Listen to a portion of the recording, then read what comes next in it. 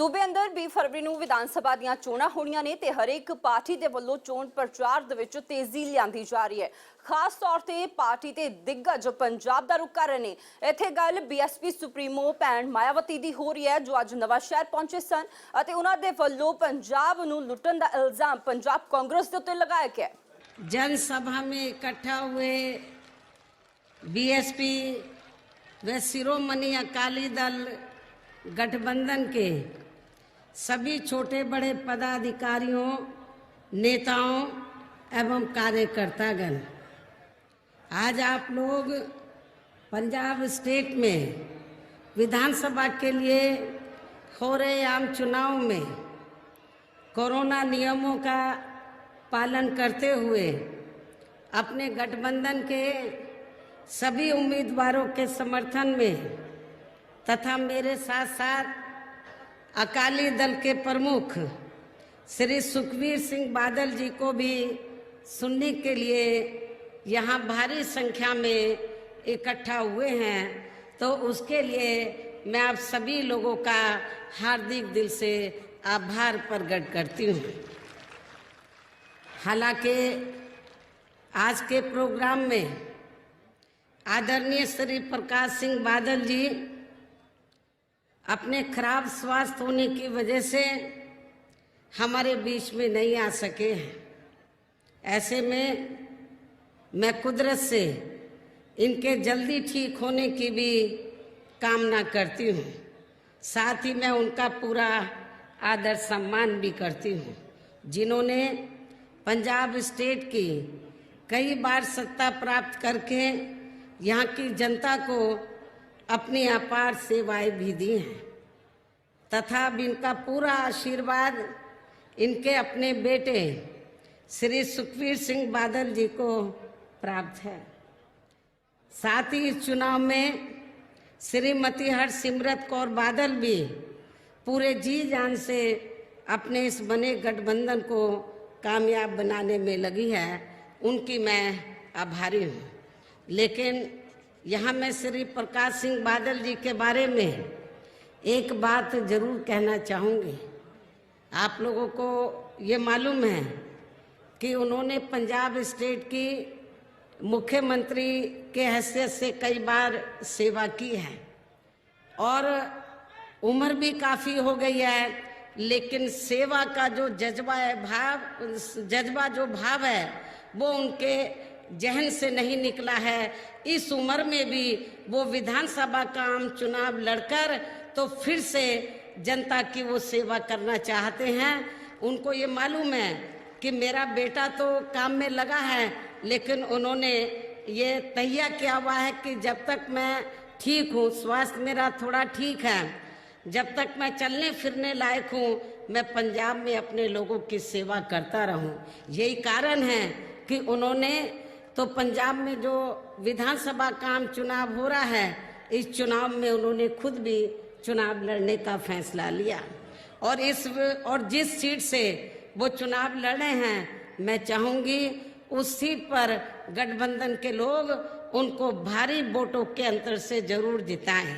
ये भी मेरी पुरजोर आप लोगों से अपील है।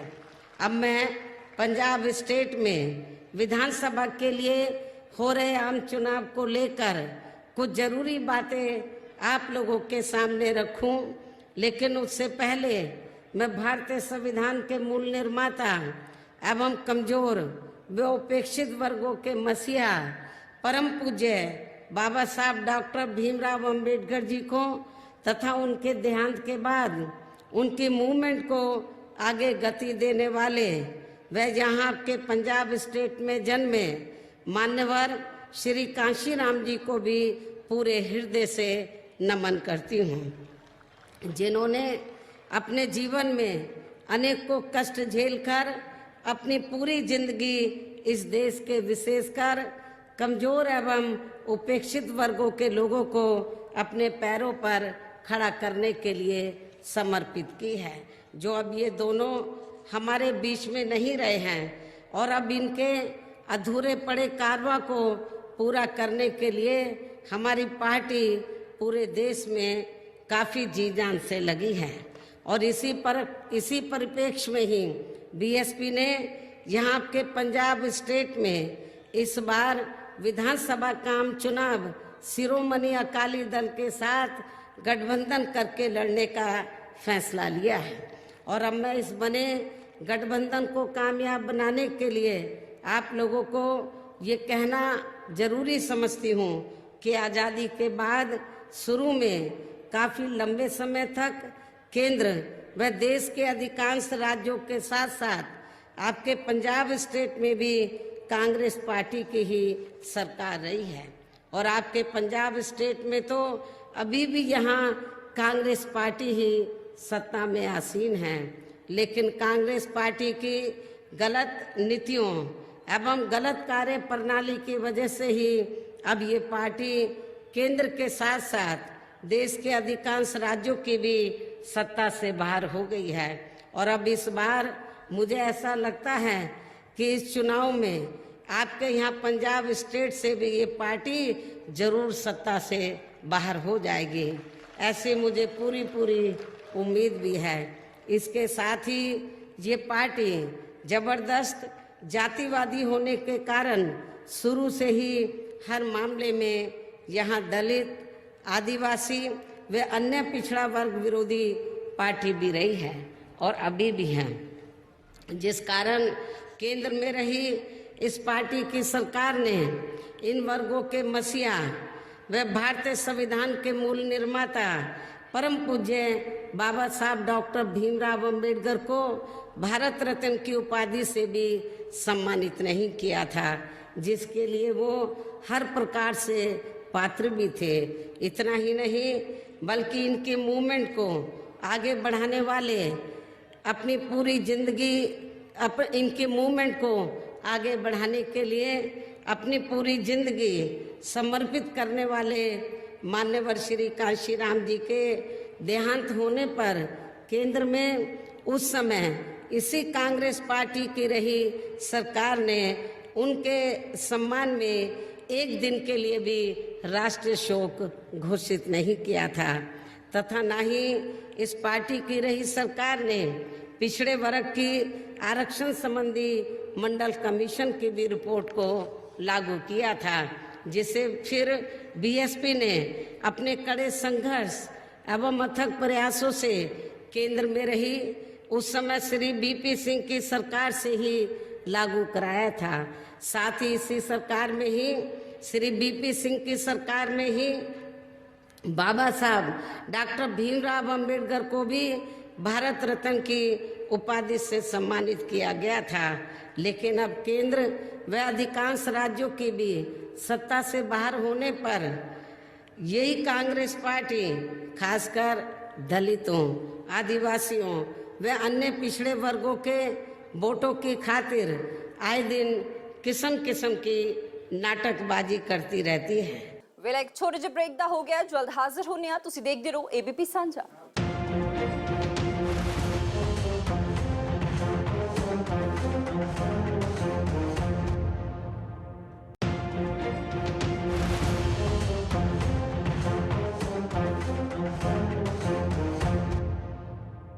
पंजाब अंदर 33% ਦੇ ਕਰੀਬ ਦਲਿਤ ਵੋਟ ਬੈਂਕ ਹੈ ਔਰ ਇਸੇ ਵੋਟ ਬੈਂਕ ਨੂੰ ਕੈਸ਼ ਕਰਨ ਦੇ ਲਈ ਪੰਜਾਬ ਦੀ ਕਾਂਗਰਸ ਪਾਰਟੀ ਦੇ ਵੱਲੋਂ ਦਲਿਤ ਚਿਹਰੇ ਨੂੰ ਮੁੱਖ ਰੱਖਦਿਆਂ ਸੀਐਮ ਬਣਾਇਆ ਗਿਆ। ਹਾਲਾਂਕਿ 2022 ਦੇ ਲਈ ਵੀ ਚਰਨਜੀਤ ਸਿੰਘ ਚੰਨੀ ਦੇ ਨਾਮ ਦਾ ਐਲਾਨ ਕਰ ਦਿੱਤਾ ਗਿਆ ਪੰਜਾਬ ਦੀ ਕਾਂਗਰਸ ਪਾਰਟੀ ਦੇ ਵੱਲੋਂ, ਲੇਕਿਨ ਮਾਇਆਵਤੀ ਦੇ ਵੱਲੋਂ ਗੰਭੀਰ ਇਲਜ਼ਾਮ ਪੰਜਾਬ ਦੀ ਕਾਂਗਰਸ ਪਾਰਟੀ ਦੇ ਉੱਤੇ ਲਗਾਏ ਗਏ ਨੇ ਔਰ ਨਾਲ ਦੀ ਨਾਲ ਕਿਹਾ ਗਿਆ ਹੈ ਕਿ ਚਰਨਜੀਤ ਸਿੰਘ ਚੰਨੀ ਨੂੰ ਸਿਆਸੀ ਲਾਹੇ ਦੇ ਤੌਰ ਦੇ ਉੱਤੇ ਇਸਤੇਮਾਲ ਕੀਤਾ ਜਾ ਰਿਹਾ, ਜਦਕਿ ਉਹਦਾ ਰਿਮੋਟ ਗੈਰ ਦਲਿਤਾਂ ਦੇ ਹੱਥ ਹੈ। तथा ना ही इनको खासकर दलित वर्ग के व्यक्ति को सीएम व अन्य उच्च पद पर रखने का याद आता है, तथा ना ही इनको महिलाओं की भी भागीदारी याद आती है। ये भी सोचने की बात है।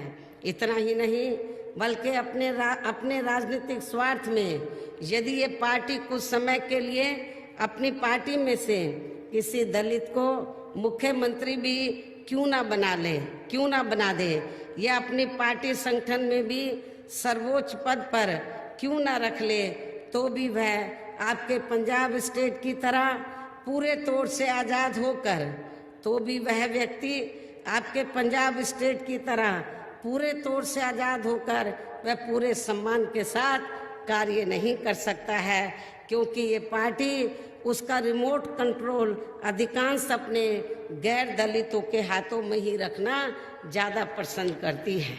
और ये सब हमें यहाँ आपके पंजाब स्टेट में भी काफ़ी कुछ देखने के लिए मिल रहा है। और इसके अलावा मैं आप लोगों को ये भी बताना चाहती हूँ कि मुझे मीडिया के जरिए ये भी मालूम हुआ है कि कांग्रेस पार्टी ने श्री चरणजीत सिंह चन्नी को यहाँ अपना सीएम का चेहरा बनाया है। मैंने अभी 1-2 दिन पहले मुझे मीडिया के माध्यम से ये जानकारी मिली है, जबकि इस मामले में सच्चाई तो ये है कि कांग्रेस ने अपनी खराब स्थिति को देखते हुए ही इस चुनाव में दलितों की वोट की खातिर मजबूरी में एक दलित को यहाँ अपना सीएम का चेहरा बनाया है। और मुझे ऐसा लगता है कि चुनाव खत्म होने के बाद मुझे नहीं लगता कांग्रेस पावर में आएगी। यदि आ भी गई तो सबसे पहले दलित को सीएम का जो चेहरा बनाया है इसको दरकिनार कर दिया जाएगा। ये भी मैं आपको बताना चाहती हूँ। मुझे नहीं लगता है कि ये पार्टी पावर में आएगी, लेकिन ये सब जानते हुए भी श्री चन्नी ये जब लगा कि उनको सीएम का चेहरा बना दिया है, लेकिन किस मकसद से बनाया है तो उसको भी उनको समझना चाहिए, श्री चन्नी को ये भी समझना चाहिए। लेकिन ये सब जानते हुए भी श्री चन्नी खुशी के मारे हिमाचल प्रदेश के एक मंदिर में आशीर्वाद लेने चले गए, जिसका हमारी पार्टी को कोई ऐतराज नहीं है। अपनी अपनी श्रद्धा होती है, किंतु बेहतर ये होता है यदि वो इस मौके पर जब उनको सीएम का चेहरा घोषित किया अभी हाल ही में, तो बेहतर ये होता यदि वो इस मौके पर अपने समाज के संत गुरु रविदास जी को भी थोड़ा याद कर लेते और उनके मंदिर में भी जाकर माथा टेक लेते तथा उनका भी आशीर्वाद ले लेते। लेकिन इन्होंने ऐसा करना जरूरी नहीं समझा, ये भी सोचने की बात है। ऐसे में खासकर संत गुरु रविदास जी के अनुयायियों से मेरी यही अपील है कि वे यहाँ अपने बने गठबंधन को ही वोट देकर इनको अपने संत गुरु रविदास जी की ताकत का भी जरूर एहसास कराएं। इसके अलावा मुझे ये भी बताया गया है कि इन्होंने यहाँ गरीबों, दलितों व इनके संतों, गुरुओं व महापुरुषों आदि के मामलों में अभी तक जो कुछ भी वायदे किए हैं तो उन पर इन्होंने अभी तक भी अमल नहीं किया है। ये भी मुझे जानकारी मिली है। और जो पहले से वीकर सेक्शन के लिए यहाँ पर जनहित की योजनाएं चल रही थी वो भी बंद कर दी गई हैं। लेकिन मुझे पूरा भरोसा है कि जब आपके पंजाब में या हमारी गठबंधन की सरकार बन जाएगी तो और गठबंधन का जो मुख्यमंत्री है तो वो श्री सुखबीर सिंह बादल जी होंगे। ये हम बहुत पहले ही इसका ऐलान कर चुके हैं। तो मुझे पूरा भरोसा है कि जब श्री सुखबीर सिंह बादल जी तो आपके पंजाब स्टेट के मुख्यमंत्री होंगे तो जो दलितों और शोषितों के लिए तो जो जनहित की योजनाएं चाहे वो सेंटर की है या स्टेट की हैं या यूपी के पैटर्न पर, हमने यूपी में जो वीकर सेक्शन के लिए उनको अपने पैरों पर खड़ा करने के लिए जो अनेकों योजनाएं शुरू की हैं, तो मुझे पूरा भरोसा है कि ये वीकर सेक्शन के लिए सत्ता में आने के बाद उन योजनाओं पर जरूर अमल करेंगे। हमारे संत गुरु और जो महापुरुष हैं उनका भी ये पूरा आदर सम्मान करेंगे, उनको भी पूरा आदर सम्मान देंगे। वेला एक और छोटे से ब्रेक दा हो गया, जल्द हाजिर होने हैं।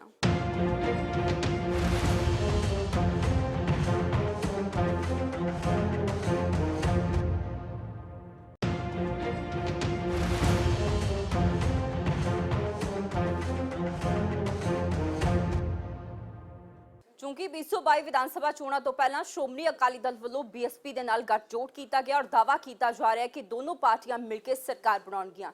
ਹਾਲਾਂਕਿ ਇਸ ਸਮੇਂ ਦੌਰਾਨ ਸ਼੍ਰੋਮਣੀ ਅਕਾਲੀ ਦਲ ਪਾਰਟੀ ਪ੍ਰਧਾਨ ਸੁਖਬੀਰ ਸਿੰਘ ਬਾਦਲ ਦੇ ਵੱਲੋਂ ਦਾਅਵਾ ਕੀਤਾ ਗਿਆ ਹੈ।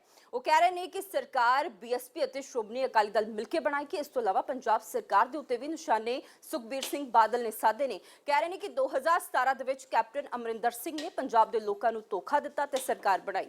ਹੁਣ ਵੀ ਉਹਨਾਂ ਨੇ ਪੰਜਾਬ ਸਰਕਾਰ ਦੇ ਉੱਤੇ ਕਈ ਗੰਭੀਰ ਇਲਜ਼ਾਮ ਲਗਾਏ, ਜਿਨ੍ਹਾਂ ਦੇ ਵਿੱਚੋਂ ਕੋਰੋਨਾ ਕਾਲ ਦਾ ਜ਼ਿਕਰ ਕੀਤਾ ਕਿ ਕੋਰੋਨਾ ਕਾਲ ਦੇ ਵਿੱਚ ਸਰਕਾਰੀ ਹਸਪਤਾਲ ਬੁਰੀ ਤਰੀਕੇ ਦੇ ਨਾਲ ਫੇਲ ਹੋਏ ਨੇ। एक इतिहासिक गठजोड़ है। 1996 ਵਿੱਚ ਪਹਿਲੀ ਵਾਰ ਆ ਗਠਜੋੜ ਬਣਿਆ। ਉਦੋਂ ਪੰਜਾਬ ਵਿੱਚ ਇੱਕ ਤੂਫਾਨ ਆ ਗਿਆ ਤੇ ਕਾਂਗਰਸ ਨੂੰ ਉਡਾ ਕੇ ਲੈ ਗਿਆ। 11 ਸੀਟਾਂ ਇਸ ਗਠਜੋੜ ਨੇ ਜਿੱਤੀਆਂ। मेरे पिता साहब प्रकाश सिंह जी बादल ते स्वर्गीय बाबू कांशी राम जी का संबंध बहुत पुराना है।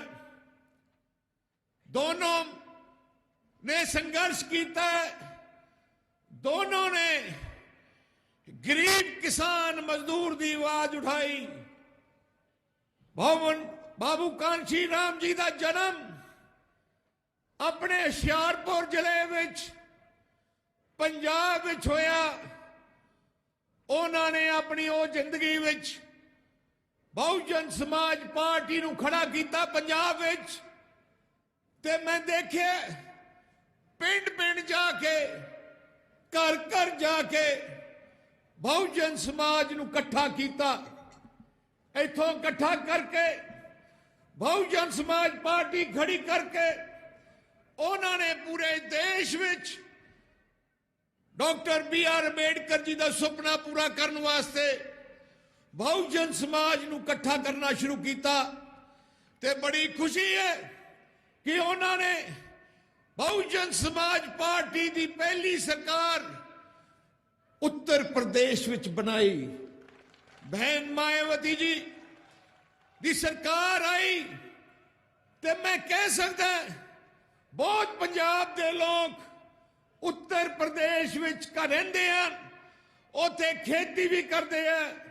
जो पंजाब चाहते हैं बहुत मैनू मिलते भी है। सारे लोग बहन जी की मायावती जी की सरकार नू याद करते हैं। 4 बार मुख्यमंत्री बहन जी बने, अज भी याद करते हैं कि जो बहन जी आए जिहड़ी उत्थे गुंडागर्दी सी, ਜਿਹੜੇ ਵੱਡੇ ਵੱਡੇ ਮਾਫੀਆ ਸੀ, ਜਿਹੜੇ ਵੱਡੇ ਵੱਡੇ ਗੈਂਗਸਟਰ ਸੀ, ਬਾਹੂਬਲੀ ਸੀ, ਸਾਰਿਆਂ ਨੂੰ ਅੰਦਰ ਕਰਕੇ ਜੇਲ੍ਹ ਵਿੱਚ ਉੱਤਰ ਪ੍ਰਦੇਸ਼ ਵਿੱਚ ਸ਼ਾਂਤੀ ਲਿਆਂਦੀ। ਉੱਤਰ ਪ੍ਰਦੇਸ਼ ਵਿੱਚ ਸਹੀ ਮੈਨੇ ਤੇ ਜੇ ਸਰਕਾਰ ਬਣੀ ਤੇ ਚਲੀ, ਬਹਿਨ ਜੀ ਦੇ ਸਮੇਂ ਸਰਕਾਰ ਚਲੀ ਤੇ ਬਲੀ।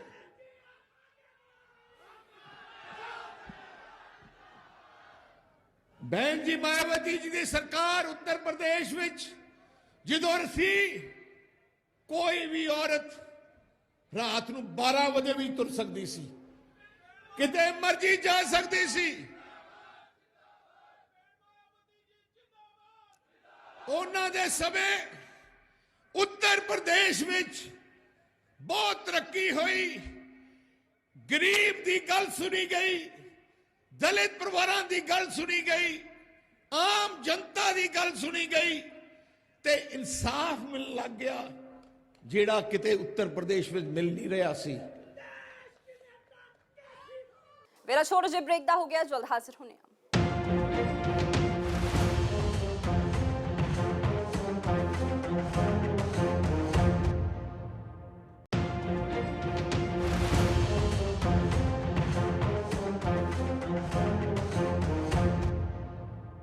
ਸ਼੍ਰੋਮਣੀ ਅਕਾਲੀ ਦਲ ਪਾਰਟੀ ਪ੍ਰਧਾਨ ਸੁਖਬੀਰ ਸਿੰਘ ਬਾਦਲ ਦੇ ਵੱਲੋਂ ਜਿੱਥੇ ਕਾਂਗਰਸ ਪਾਰਟੀ ਤੇ ਤਿੱਖੇ ਹਮਲੇ ਬੋਲੇ ਗਏ ਤਾਂ ਉੱਥੇ ਹੀ ਉਹਨਾਂ ਦਾਅਵਾ ਕੀਤਾ ਕਿ ਜੇਕਰ ਸਰਕਾਰ ਆਮ ਲੋਕ ਪੰਜਾਬ ਦੇ ਲੋਕ ਬਣਾਉਂਦੇ ਨੇ ਸ਼੍ਰੋਮਣੀ ਅਕਾਲੀ ਦਲ ਤੇ ਬਸਪਾ ਦੀ ਤਾਂ ਵਿਕਾਸ ਕਾਰਜ ਵੱਡੇ ਪੱਧਰ ਤੇ ਕੀਤੇ ਜਾਣਗੇ। ਕਿ ਕੁਝ ਕਿਹਾ ਹੈ ਪਾਰਟੀ ਪ੍ਰਧਾਨ ਨੇ, ਉਹ ਵੀ ਸੁਣ ਲੈਣੇ।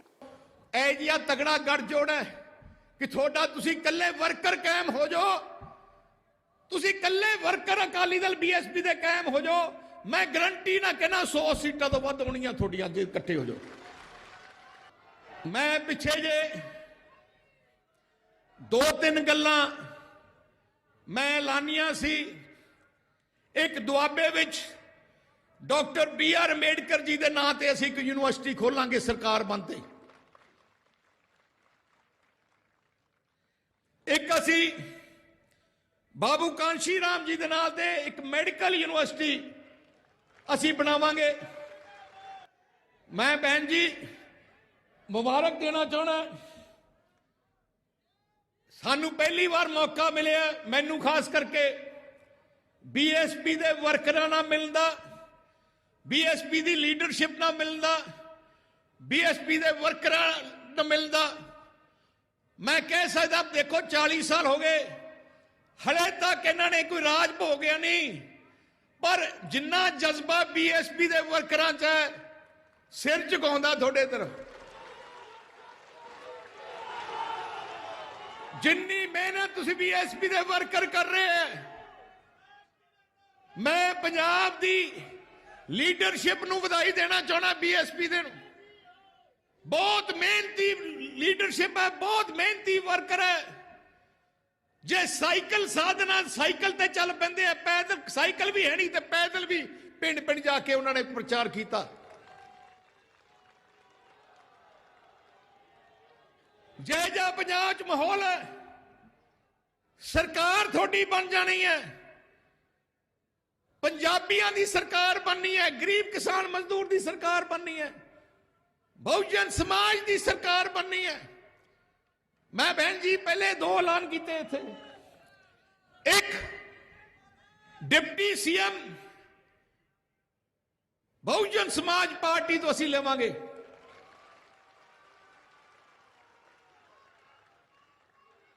ਕਿਉਂਕਿ ਬਹੁਤ ਕਾਬਲ ਤੁਹਾਡੇ ਲੀਡਰਸ਼ਿਪ ਇੱਥੇ। ਤੇ ਤੁਸੀਂ ਜਿਵੇਂ ਸਾਡਾ ਗੱਠਜੋੜ ਹੈ, ਸਾਡੀ ਪਾਰਟੀ ਕਹੇ ਜੀ ਪਾਰਟੀ ਹੈ ਜਿਹੜੀ ਇੱਕ ਵਾਰ ਰਿਸ਼ਤਾ ਜੋੜ ਲੈ ਫਿਰ ਪੱਕਾ ਹੀ ਹੋ ਜਾਂਦਾ ਹੈ। ਸਾਡਾ ਬੀਜੇਪੀ ਨਾਲ ਰਿਸ਼ਤਾ ਸੀ, ਪਰ ਉਹਨਾਂ ਨੇ ਧੋਖਾ ਦਿੱਤਾ, ਅਸੀਂ ਨਹੀਂ ਛੱਡਿਆ ਉਹਨਾਂ ਨੂੰ, ਉਹਨਾਂ ਨੇ ਧੋਖਾ ਦਿੱਤਾ। ਉਹਨਾਂ ਨੇ ਸਾਡੇ ਅਸੂਲਾਂ ਦੇ ਖਿਲਾਫ ਫੈਸਲੇ ਕੀਤੇ, ਪੰਜਾਬੀਆਂ ਦੇ ਖਿਲਾਫ ਫੈਸਲੇ ਕੀਤੇ, ਤੇ ਅਸੀਂ ਉਹਨਾਂ ਨੂੰ ਅਲਵਿਦਾ ਕਰ ਦਿੱਤਾ। ਹੁਣ ਬਾਕੀ ਉਮਰ ਆਪਾਂ ਬੀਐਸਪੀ ਤੇ ਅਕਾਲੀ ਦਲ ਦੀ ਟੀਮ ਇਕੱਠੀ ਹੋ ਕੇ ਸਰਕਾਰ ਬਣਾਏਗੀ ਤੇ ਗਰੀਬਾਂ ਦੀ, ਦਲਿਤ ਪਰਿਵਾਰਾਂ ਦੀ, ਬੈਕਵਰਡ ਕਲਾਸ ਦੀ, ਸਾਰਿਆਂ ਦੀ ਸੇਵਾ ਕਰੂਗੀ। ਕਿਸੇ ਚੀਜ਼ ਦੀ ਕਮੀ ਨਹੀਂ ਹੈ ਸਰਕਾਰ 'ਚ, ਕੋਈ ਪੈਸਿਆਂ ਦੀ ਕਮੀ ਨਹੀਂ, ਲੀਡਰਾਂ ਦੀ ਨੀਅਤ ਦੀ ਕਮੀ ਕਰਕੇ ਪੰਜਾਬ ਪਿੱਛੇ ਚਲੇ ਜਾਂਦਾ ਹੈ। ਇਸ ਕਰਕੇ ਇਸ ਪੇਸ਼ਕਸ਼ ਦੇ ਵਿੱਚ ਇੰਨਾ ਹੀ ਸੀ। ਦੇਸ਼ ਦੁਨੀਆ ਤੇ ਪੰਜਾਬ ਦੀ ਹਰ ਵੱਡੀ ਖਬਰ ਦੇ ਲਈ ਤੁਸੀਂ ਦੇਖਦੇ ਰਹੋ ABP ਸਾਂਝਾ।